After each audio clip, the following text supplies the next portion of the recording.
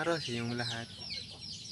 Ako si Jericho Anugot at welcome sa aking channel na episode natin ngayon ay pag-uusapan natin ang isang napakahalagang isyu para sa ating lahat, ang edukasyon ng pangkayapaan bilang mga Pilipino. Mahalaga ang papel ng kayapaan hindi lamang sa ating personal na buhay kundi sa ating buong lipunan. Kaya samahan ninyo ako at tuklasin natin kung ano ang edukasyon ng pangkayapaan, bakit ito mahalaga at paano natin ito maipapamuhay bilang mga mamayan ng Pilipinas. Ano ang edukasyon ng pangkayapaan? Una sa lahat, ano nga ba ang edukasyon ng pangkayapaan?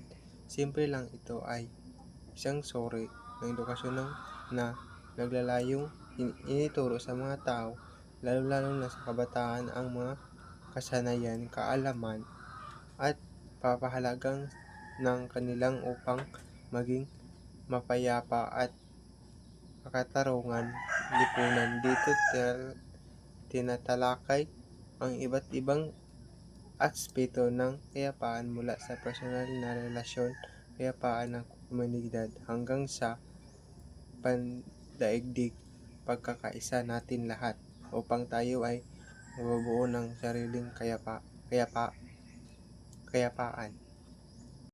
Bakit mahalaga ang edukasyon ng pangkayapaan? Mahalaga ang edukasyon ng pangkayapaan lalong-lalo na ang nasa kasalukuyang panahon dahil sa mga isyu ng kaguluhan, karanasan at diskriminasyon na ating kinakaharap bilang isang bansa.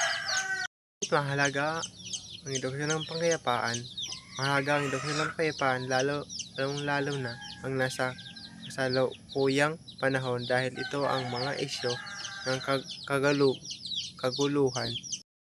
Bakit mahalaga ang edukasyon ng pangkayapaan? Bakit mahalaga ang edukasyon ng pangkayapaan? Mahalaga ang edukasyon ng pangkayapaan lalong-lalo na ang nasa kasalukuyang panahon dahil sa mga isyu ng kaguluhan, karanasan at diskriminasyon na ating kinakaharap bilang isang bansa. Sulong ang edukasyon ng pangkayapaan. Ang edukasyon ng pangkayapaan ay dapat magsimula sa iba't ibang sektor ng lipunan sa tahanan, paaralan at komunidad. Number 1. Sa tahanan. Bilang unang lugar ng edukasyon ng mahalaga, inituro ng mga bata ang mga pagpapahalagang tulad ng respeto, pagtutulungan at komunikasyon. Ang magulang ay mga mahalagang papel sa pagbigay ng halimbawa kung paano mamumuhay ng may kayapaan. Kung palagi lang tayo sa kagulo, walang tayong ng kayapaan, di ba? Number 2, sa eskwelahan. Ang paaralan ay lugar kung saan ang mag-aaral ay maaaring matutunan hindi lamang ang akademikong kaalaman kundi pati na rin ang pagpapahalaga sa kapwa sa pamamagitan ng mga programa tulad ng Fish Education, classes, seminar at mga gawaing pagkomunidad. Matuto ang mga kabataan ng tamang nakikipag-ugnayan ng paglutas sa mga alitan ng hindi gumagamit ng dahas.